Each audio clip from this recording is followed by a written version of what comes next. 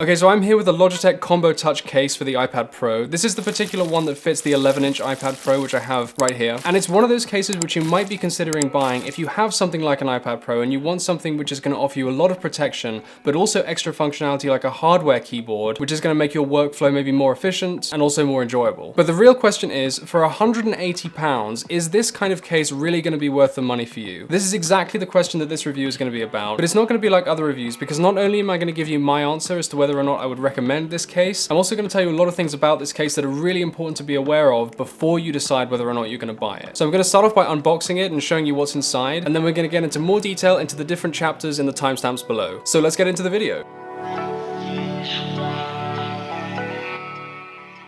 So if we take a look at the box here, we've got the Combo Touch detachable keyboard case with trackpad and smart connector technology. And this one is for the iPad Pro 11-inch, but you do also get it in different sizes. You can get it for the 12.9-inch as well. If you want to unbox it, then all you have to do is pull the little piece of material at the side, and then it slides out as so. So it actually comes in two pieces. You'll see we can take the keyboard out, and then just below, you're going to get the main body of the case. Now let's see how the iPad just fits into the case. So it's pretty simple. All you have to do is, if you have the Apple Pencil actually installed already on the iPad, it makes a lot of sense just to pop it in according to where the Apple Pencil is sitting. Snaps into place really easily. Now then all you need to do is attach the keyboard to the bottom of the case.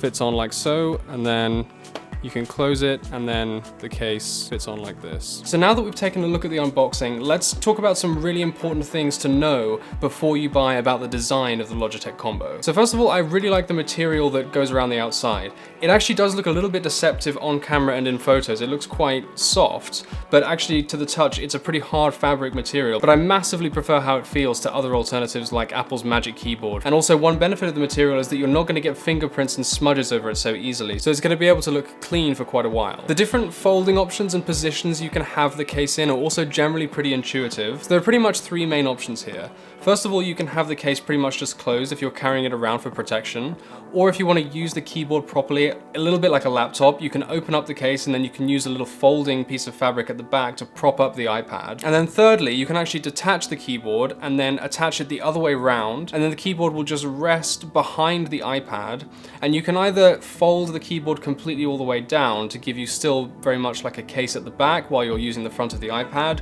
or if you want, you can prop the iPad up with the keyboard behind it so that you have a little bit of extra space in front of you. So those are all really strong things about the design, but we do start to get into some issues when we talk about the accessibility that you get to the iPad through the case. So let's talk about the holes and open areas in the case. There's good pencil support, so there's no obstruction there, and you'll be able to charge the Apple Pencil within the opening at the top of the case very easily. Also, the USB-C port for charging is still easily available, nothing obstructed there. The central holes on the left-hand side of the iPad are also left clear, and the camera is very clearly in place, and there's nothing covering that either. So that's all great, but let's talk about the speakers. So you'll see on the side of the 11-inch iPad Pro that I have, the speakers actually protrude sound through quite a number of different holes on the side of the case. The problem is that the Logitech Combo Touch doesn't actually provide access to every single one of those holes. It actually covers up quite a few of them. Now, at the very least, I think this is definitely a drawback on the aesthetic side of things with the Logitech Combo Touch. I think when you have features of a device like an iPad with any kind of indentation or holes or whatever it might be, you at the very least do want to be able to see them, even if their obstruction doesn't necessarily impact performance too much. On the performance side of things, where sound is concerned though, the situation does actually get worse, unfortunately, because I have tried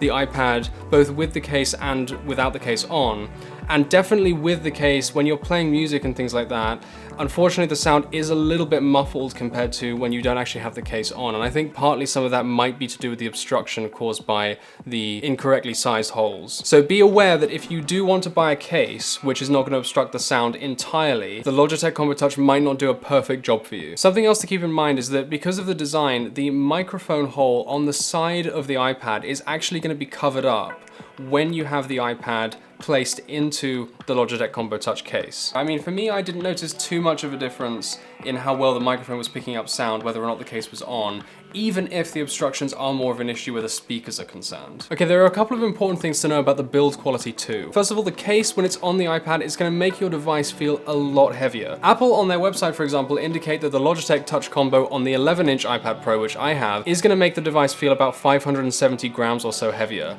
And that really adds a lot of weight. It doesn't doesn't sound like a huge amount, but it really is, and I think in some ways the extra weight is a little bit of a drawback because it just makes the device a little bit less nimble and a little bit less easy to carry around. Although it's not a deal breaker for me, certainly. I still enjoy using it, but it's just something to keep in mind. A benefit of having such a heavy case though is it does make it quite sturdy and very strong. However, there are a couple of exceptions. The keyboard, for example, has a little bit of flex to it when bent, so it doesn't feel the strongest. And also, actually, if you pinch the left-hand side of the keyboard, it does feel a little bit like there's a kind of clicking sound there, so I'm not sure entirely if there's an issue with the build.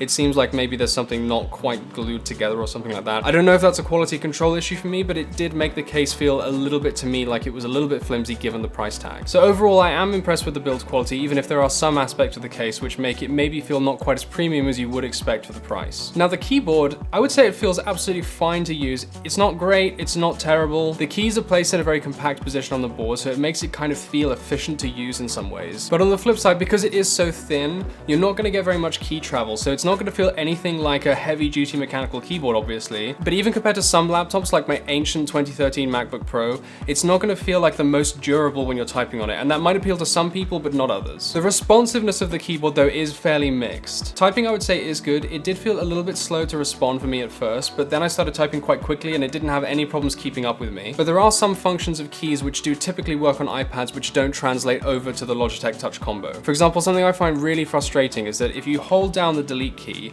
it's not going to delete items that you've typed on Pages or Microsoft Word, for example, very quickly. Certainly not as quickly as you would expect on the keyboard which is native to your device. Typically, if you hold down the delete key on an iPad, it's going to start off by deleting individual characters and then it's going to start deleting entire words and even entire lines. On the Logitech Touch Combo keyboard, by contrast, it's never actually going to switch from deleting individual characters to entire words. So it does mean that if sometimes you want to delete a large string of words that you've typed, it's just going to feel like a bit sluggish and not particularly responsive, which I find a little bit irritating. It's not a huge deal, but it's still kind of annoying. Nonetheless, you can still use Apple's regular shortcuts. For example, you can press Command backspace for deleting entire words and Option backspace for deleting entire lines. Another issue that I've been having is I haven't actually been able to find a way to get the Logitech keyboard to produce special characters directly. For example, characters from foreign alphabets. Usually on iPad's keyboard, you can hold down a key and then it's going to give you options for different alternative versions of that character that you can use. But unfortunately with a Logitech keyboard, if you hold any key, those options just don't come up. So you have to learn keyboard shortcuts for every individual character, which is really a bit of a pain for me, and I don't think it's incredibly efficient. Now, I may have missed something here, so if you know of a way of finding these characters, then let me know, but I haven't been able to find a way so far. And then lastly, there's the trackpad. Now, again, I think that the trackpad feels absolutely fine. However, I did notice that when I first started using it, it wasn't particularly sensitive compared to other Apple trackpads that I have used.